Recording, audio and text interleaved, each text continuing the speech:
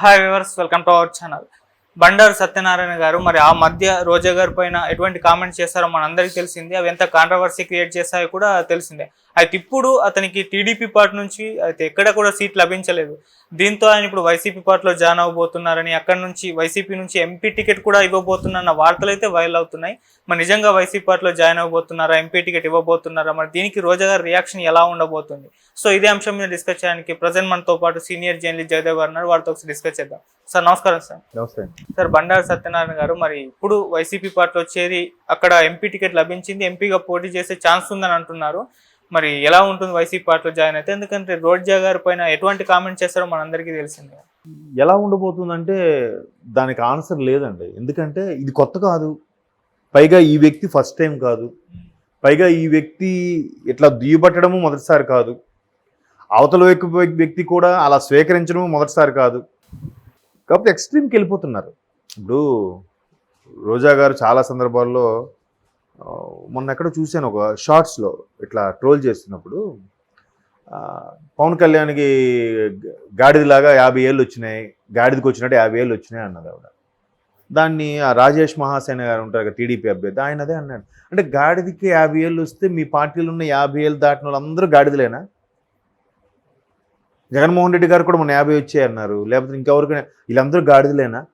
అంటే ఆ స్టేట్మెంట్ చూడండి. ఈ వేళ్ళు వస్తే సరిపోదు, బుద్ధి కూడా రావాలని అంటే ఎలా ఉంది? అది విమర్శే. గాడిదకి వచ్చినట్టు 50 ఏళ్ళు వచ్చాయి నీకు అంటే ఏంటది మాట? అంటే ఒక సభ్యత, సంస్కారం, అటువంటి పదాలు వాళ్ళకి అబ్బవేం, ఇబ్బంది ఏమో. అంటే అట్లాగా తర్వాత ఈవిడ ఇప్పుడు ఇదే రోజా గారు ఒకప్పుడు చంద్రబాబు నాయుడు గారి హయాంలో, అదే టీడీపీలో ఉన్నప్పుడు జగన్మోహన్ రెడ్డి గారు తిట్టిన సందర్భాలు ఉన్నాయి. తర్వాత అక్కడికి వెళ్ళిన తర్వాత అత్యంత హాట్ టాపిక్గా మారిపోయారు రోజా గారు. ఇదే బొత్స సత్యనారాయణ గారు కాంగ్రెస్లో ఉన్నప్పుడు, పీసీసీ చీఫ్గా ఉన్నప్పుడు, రవాణా శాఖ మంత్రిగా ఉన్నప్పుడు, కిరణ్ రెడ్డి గవర్నమెంట్లో జగన్మోహన్ రెడ్డి గారిని నోటుకు వచ్చినట్టు అన్నారు. తండ్రి శవం పెట్టుకొని రాజకీయాలు చేశారు, తండ్రి ఎప్పుడు పోతాడని చూశాడు, ఆయన పోతేనే ముఖ్యమంత్రి అవుతాడు, ఏవో ఇలాంటి అర్థం వచ్చేలాగా చాలా మాట్లాడారు. ఇప్పుడు ఈరోజు ఆయన 2.5 సంవత్సరాలకి మినిస్టర్లు మార్చినా బొత్స సత్యనారాయణ మినిస్టర్ మార్చలే. ఇప్పుడు మళ్ళీ ఆయన కుటుంబ సభ్యులకి సేమ్ ఏదైతే పాత సీట్లు ఉన్నాయో ఆ సీట్లు మళ్ళీ కేటాయిస్తున్నారు. వాళ్ళ భార్యకి, మేనల్లుడికి, ఆయనకి, వాళ్ళ తమ్ముడికి, అందరికీ. మరి దీన్ని ఏమనుకోవాలి? సో ఒక బొత్స గారు, ఒక రోజా గారు, అదే అడుగుజాడలో ఒక బండారు సత్యనారాయణ గారు అధినేతకి తిడితేనే పార్టీలోకి ఆహ్వానిస్తే, ఆ పార్టీలో ఉన్న మంత్రికి, ఒక అభ్యర్థికి తిడితే తప్పే ఉంది? ఎందుకు వెళ్ళకూడదు? పార్టీలోకి వెళ్ళొచ్చు. చెప్పాను కదా, రాజకీయాల్లో గేమ్ రూల్స్ లేవు, ఉండవు ఆదిత్య. ఎలాగైనా గేమ్ ఆడుకోవచ్చు, నీ ఇష్టం. ఎవడు ఏ 6 అయినా కొట్టచ్చు, ఎవడు స్టంప్ అయినా బీగచ్చు. లేదు నువ్వు ఇలాగే పరిగెట్టంటే నువ్వు ఎలాగైనా పరిగెట్టచ్చు. నువ్వు బుల్లెట్ దిగిందా లేదా, అల్టిమేట్గా నువ్వు నీ సీట్లో నువ్వు గెలిచావా లేదా, నీ అభ్యర్థి ఏదైతే నియోజకవర్గం తరపున నిలబడ్డావో అక్కడ నువ్వు రిగ్గింగ్ చేస్తావో, బ్యాలెట్ బాక్స్ మాయం చేస్తావో, ఈవీఎంలు ట్యాంపరింగ్ చేస్తావో, బాంబులు వేయిస్తావో, మ్యానిపులేట్ చేస్తావో, లేకపోతే ఎలక్షన్ కమిషన్కి రిజల్ట్ని తారుమారు చేయిస్తావో, నీ ఇష్టం. అల్టిమేట్గా అయ్యావా లేదా అదే కనిపిస్తుంది. ఇప్పుడు మొన్న తెలంగాణలో చూసుకో, ఆయన గెజిటెడ్ ఆఫీసర్ సంఘం ఉండేది తెలంగాణలో, ఆయన పేరు స్వామి గౌడ్ కాకుండా ఇంకా ఆయన ఉంటారు, ఆయన పేరు మర్చిపోయాను, మినిస్టర్గా చేశారు మొన్నటి వరకు. ఇప్పుడు ఆయన ఎన్నిక చెల్లదని చెప్పి కోర్టు ఇంకా అసెంబ్లీ ఎన్నికలు 2 నెలలు ఉన్నాయనగా తీర్పు ఇచ్చింది. ఈలోగా ఆయన 5 ఏళ్ళ పదవీ కాలం అయిపోయింది, మంత్రిగా చేశారు కదా. అలా మరి ఇప్పుడు ఆ కోర్టు తీర్పు ఇచ్చిన లాభం ఏంటి? ఇప్పుడు మళ్ళీ కాలాన్ని వెనక్కి తీసుకెళ్ళగలమా? లేదంటే 5 ఏళ్ళు ఆయన అనుభవించిన మంత్రి పదవి, లేదంటే ఆయన అసెంబ్లీ ఎమ్మెల్యేగా ఇచ్చిన ఆయన జీతం, అవన్నీ కూడా వెనక్కి తీసుకోవాలా?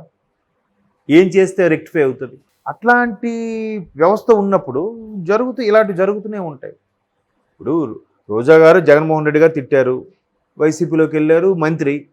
బొత్స సత్యనారాయణ గారు జగన్మోహన్ రెడ్డి గారిని తిట్టారు, వైసీపీలోకి వెళ్ళారు మంత్రి. ధర్మాన ప్రసాదరావు గారు కూడా విమర్శించారు ఒక టైంలో, వైసీపీలోకి వెళ్ళారు మంత్రి.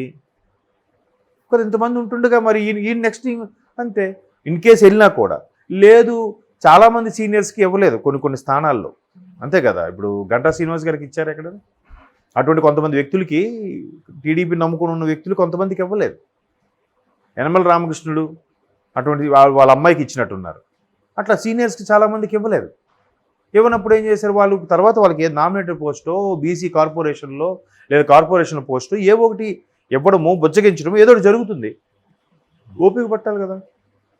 ఇప్పుడు మొన్నటి వరకు రాజమండ్రి బుచ్చయ్య చౌదరి గారు కూడా టికెట్ లేదన్నారు. ఇప్పుడు ఆయనకి ఇచ్చారు. ఆయన టికెట్ ఇవ్వకపోయినా ఆయన ఆల్రెడీ ఇంకోటి మాట్లాడి పెట్టుకున్నారంట. అంటే ఎవరు మిత్రులు చెప్తే తెలిసింది. సార్ నాకు ఇది ఇవ్వకపోయినా నామినేట్ పోస్ట్ ఏదైనా ఇప్పించండి అంటే అలాగే అన్నాడు బాబు గారు. మళ్ళీ లాస్ట్ మినిట్లో టికెట్ కన్ఫర్మ్ చేశారు. ఏదో ఒకటి ఉంటుంది, మాట్లాడుకోవాలి కదా. మాట్లాడుకుని క్లారిటీ తీసుకోవాలి. పంతం పడే పార్టీలకు వెళ్ళిపోతే అక్కడ మళ్ళీ వెయిటేజ్ అందరు, ఇప్పుడు బొత్స గారికి రోజా గారికి వైసీపీలో ఉన్న వెయిటేజ్ ఈయన రేపొద్దున రావచ్చు రాకపోవచ్చు, ఈయనకి అంత వెయిటేజ్ ఉండొచ్చు ఉండకపోవచ్చు. కాబట్టి అధినేతనే తిట్టినప్పుడు అదే పార్టీలోకి వెళ్ళగాలేంది, ఆ పార్టీలో ఒక అభ్యర్థిని తిట్టి ఆ పార్టీలోకి వెళ్ళడానికి ఏముంది, ఆశ్చర్యం ఏముంది, తప్పేముంది. రేపొద్దున ఇద్దరు ఒకే స్టేజ్ మీద కూర్చొని మాట్లాడుకుంటారేమో. వైసీపీలో కూడా ఒకే పార్టీలో ఉన్న వ్యక్తులకు కూడా మధ్యలో పొరపచ్చాలు లేవా? ఉంటాయి. ఏవైనా మీటింగ్లు ఏదైనప్పుడు, ఇప్పుడు మొన్న అమలాపురం దగ్గర తీసుకోండి, ఆ ఎంపీ ఆవిడ లేడీ, ఆ ఎంపీ పిలిచారు. అక్కడ స్థానికంగా మంత్రిగా ఉండే వ్యక్తి వెళ్ళారు. ఆవిడ కనీసం మాట్లాడడానికి ఛాన్స్ ఇవ్వలేదు. ఆవిడ అలిగి వెళ్ళిపోయారంట. ఒకే పార్టీకి చెందిన వ్యక్తుల మధ్యనే పొరపచ్చాలు, ఇష్యూస్, ఎడమొహం పెడమొహం లాంటివి చాలా ఉంటాయి. మరి పక్క పార్టీ నుండి వచ్చినప్పుడు కూడా ఖచ్చితంగా ఉంటాయి. బట్ ఒకే పార్టీ కాబట్టి నచ్చినా నచ్చకపోయినా కలిసి పనిచేయాలి, కలిసి పని చేసుకుంటూ ముందుకు పోవాలి. ఒకవేళ టీడీపీలో బుజ్జగింపులు ఏమి జరిగినా, బాబు గారు ఏమైనా కన్విన్స్ చేయలేదు, రెబల్స్కి బుజ్జగించే పరంగా చేసినా, బట్ ఎన్నికల ముందు సహజం రెబల్స్ ఇట్లాగా ఆవేశపడి పక్క పార్టీకి వెళ్ళిపోతాం అనుకోవడాలు చాలా జరుగుతుంటాయి. అది మన టైం బట్టి కూడా ఉంటుంది. ఇప్పుడు తెలంగాణలో శ్రావణ్ గారు ఉన్నారు, చాలా మంచి స్పోక్స్మెన్, మంచి లాయరు, గ్రేట్ లాయర్.